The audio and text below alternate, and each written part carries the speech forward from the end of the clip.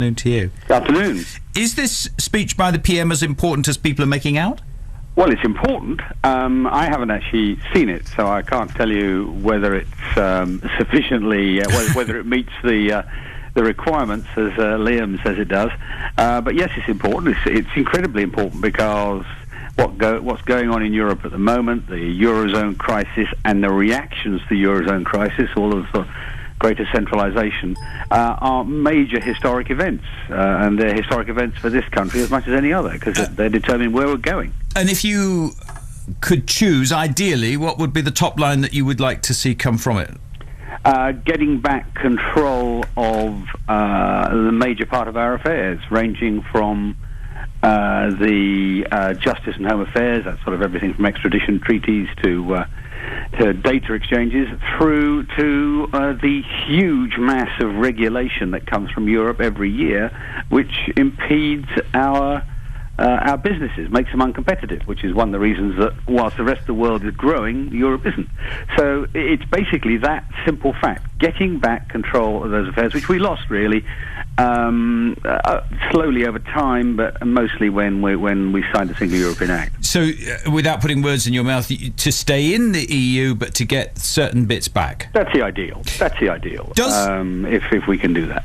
Does he or doesn't he back a referendum, or does he say he does, but we would have it in many years down the line? Well, he's got to have a referendum for two reasons. I mean, one is that, frankly, it's a very long time now. It's more than a generation since we had the chance to decide where we're going. When I say we, I mean the people as a whole. Bear in mind, parliamentarians are only there for a parliament at a time, and they don't own the future, whereas the people do. So, firstly, there's a democratic reason. But the other one is, in some ways, just as important, and it's that getting this deal will be incredibly difficult. I mean, you've already heard the blustering of the Germans and the Poles, and indeed some of the Commission officials saying, "Oh, you can't have any of this." And if we're going to do it, we're going to have to put pressure on them. And the way the only way that putting pressure on the European Union works is using referendums. The Irish have done it. They voted against something and they got all sorts of changes before they voted in favour. The Danes have done it. The French and the Dutch stopped a whole treaty with a referendum. It's the only thing, frankly, that the Commission pays attention to. It tends to take the view, well, governments are temporary, but Europe's here forever. And would you welcome a referendum that said, should we be in and out, as simple as that, or not? Well, I think what the Prime Minister is talking about is doing the negotiation and then essentially saying to the people, do you accept the outcome of the new negotiation? With the implication being, if the answer is no, then that's out. And that's why that's a strong negotiating hand, because a large number of Europeans do not want us to leave. We actually fulfill a quite important role from their point of view. We stop Europe being stupid many times, and that's important to them. When I was Europe Minister, I had 3 foreign ministers come up to me on one occasion and say, you must veto, it doesn't matter what the technicality was, you must veto this treaty proposal. And I said to them, well, you got a veto it yourself. And they said, but you can stand up to the Franco-German axis and the Commission, and we can't. And so in Europe, Britain's had a very strong role in that respect.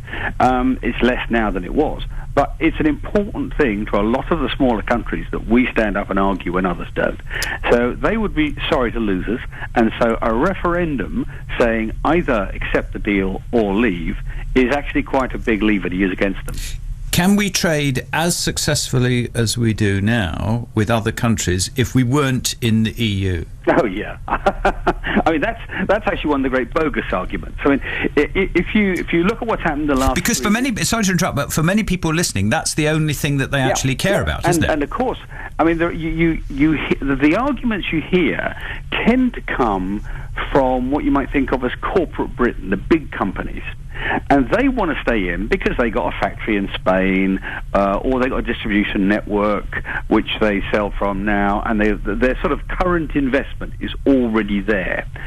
But the trouble is, the other half of Britain, relatively quiet, the smaller businesses which produce many more of the jobs, more of the wealth, more of the tax, and certainly more of the growth, The small businesses are the ones that really are heavily burdened by all the regulations that come out of Europe, and they make us uncompetitive.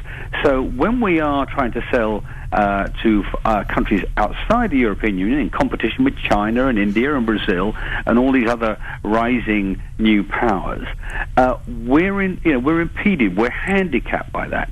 Now, what's happened in the last 3 years, even despite that, is that whilst our trade with Europe has been flatlining, really, our trade with the rest of the world is growing quite sharply for the very simple reason that Europe's growth is flatlining. The rest of the world's growing at 6, 7, 8, 9%, depending on where you're talking about, and those are the big markets, and those are where we have to be. And of all the European countries, we're the best place because of the Commonwealth relationships and so on to make the most of those. So the idea that the only trading and economic viable option is within the European Union under current terms is simply wrong. We've either got to have a much more viable, much less burdensome Europe, or the best deal actually is outside. So if David Cameron negotiates some of these bits and pieces, then says, right, I've done those, this is the deal, here's the referendum, say it's a couple of years down the line or whatever, do you think the public then would buy that? Because at the moment, if you had a referendum next Monday, the country would vote overwhelmingly to come out, wouldn't they? Well, they might.